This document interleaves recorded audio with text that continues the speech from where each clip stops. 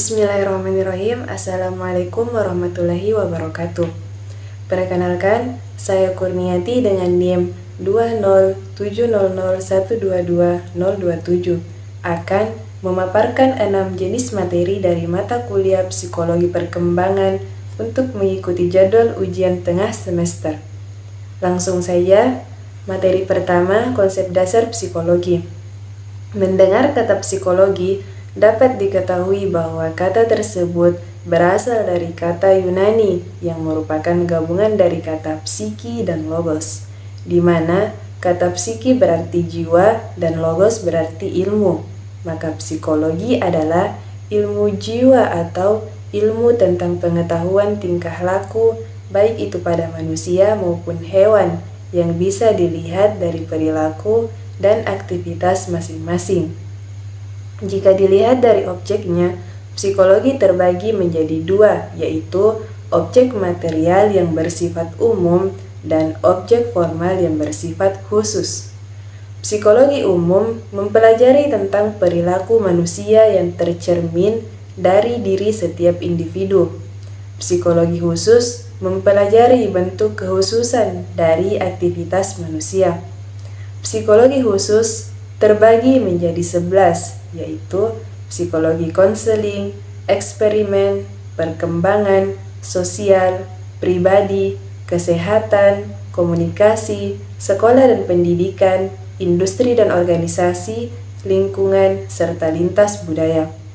Psikologi ini sendiri sangat kental berhubungan dengan filsafat, di mana pada tahun 1879 Wilhelm Wundt mendeklarasikan berdirinya Laboratorium Psikologi di Jerman yang dipandang sebagai kelahiran psikologi sebagai ilmu.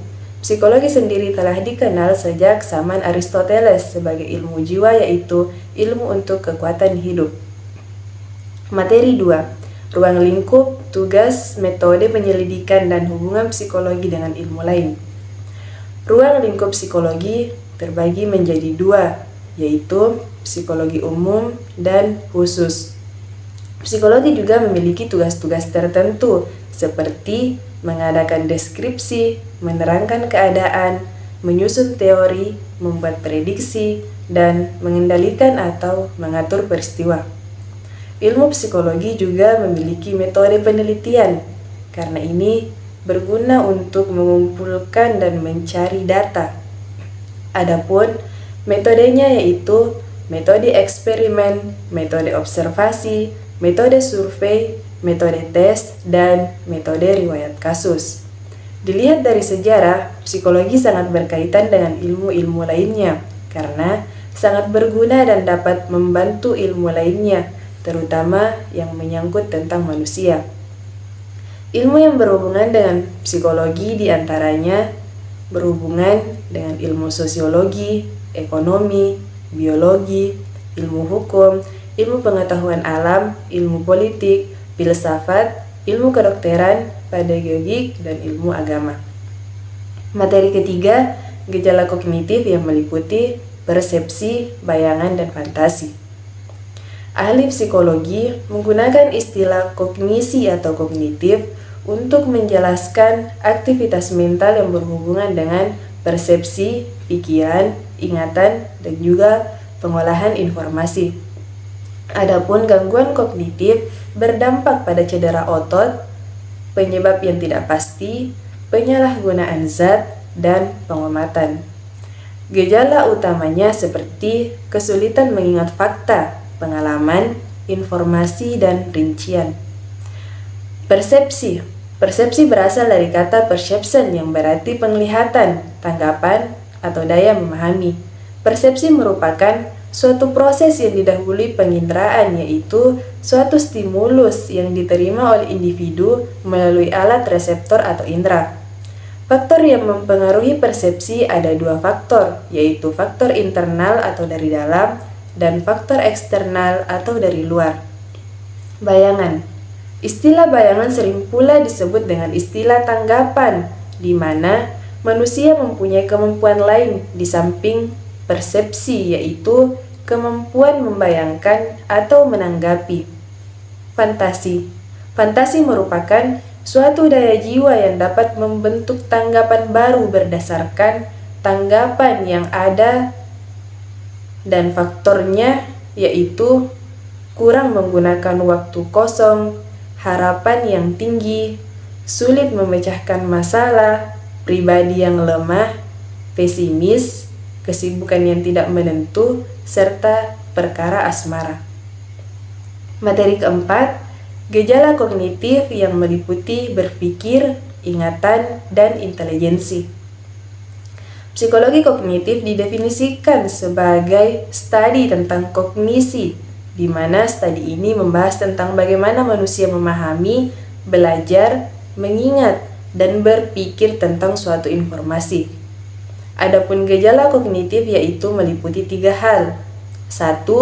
Berpikir atau thinking, yang artinya selama kita berpikir, pikiran akan mengadakan tanya jawab untuk meletakkan hubungan antara ketahuan kita. 2. Ingatan atau memori. Perkembangan daya ingat seseorang terbagi menjadi 2, yaitu memori jangka pendek dan memori jangka panjang. Yang ketiga, kecerdasan atau intelijensi, yang berarti kesanggupan jiwa untuk dapat menyesuaikan diri dengan cepat dan tepat pada situasi yang baru. Materi 5, gejala afeksi dan gejala konasi. Gejala afeksi adalah kemampuan untuk merasakan suatu stimulus yang diterima termasuk perasaan sedih, senang, bosan, marah, benci, cinta, dan lain-lain.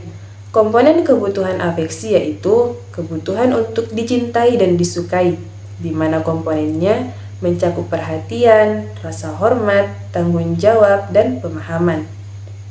Adapun gejala konasi merupakan suatu proses manusia dalam lingkup pengenalan stimulus atau informasi yang masuk ke dalam alat indera. Gejala konasi juga berkaitan dengan motif, yang berarti kekuatan yang terdapat dalam diri organisme untuk mendorong perbuatan atau driving force. Teori-teori motif diantaranya teori insting, dorongan atau driving teori, atribusi, harapan, aktualisasi diri, dan motif berprestasi. Serta jenis motif yaitu motivasi intrinsik atau ekstrinsik, fisiologis, serta sosial. Materi yang terakhir, 6. Konsep dasar perkembangan yang terdiri dari definisi, ruang lingkup, dan prinsip pertumbuhan dan perkembangan. Psikologi perkembangan adalah suatu cabang dari psikologi yang membahas tentang gejala jiwa seseorang, baik itu tentang perkembangan atau kemunduran dari sejak masa konsepsi hingga dewasa dan lansia. Ruang lingkup psikologi perkembangan terdiri dari 3, yaitu 1. Cabang ilmu psikologi. 2. Objek pembahasan ialah perilaku dan kejiwaan manusia. 3. Tahapannya dimulai dari masa konsepsi hingga masa dewasa, yaitu periode pranetal, masa bayi baru lahir, masa bayi, awal masa kanak-kanak, akhir masa kanak-kanak, masa remaja, masa dewasa awal, masa dewasa madya, dan masa dewasa lanjut. Adapun prinsip-prinsip pertumbuhan dan perkembangan itu diantaranya 1. Adanya perubahan. 2. Perkembangan awal lebih kritis daripada perkembangan selanjutnya. 3. Perkembangan merupakan hasil proses kematangan dan belajar. 4. Pola perkembangan dapat diramalkan. 5. Pola perkembangan mempunyai karakteristik. 6. Terdapat perbedaan individu dalam perkembangan. Dan yang terakhir 7. Setiap tahap perkembangan memiliki bahaya dan potensial.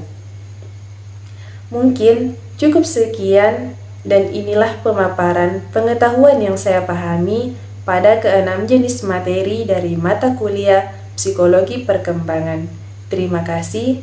Wassalamualaikum warahmatullahi wabarakatuh.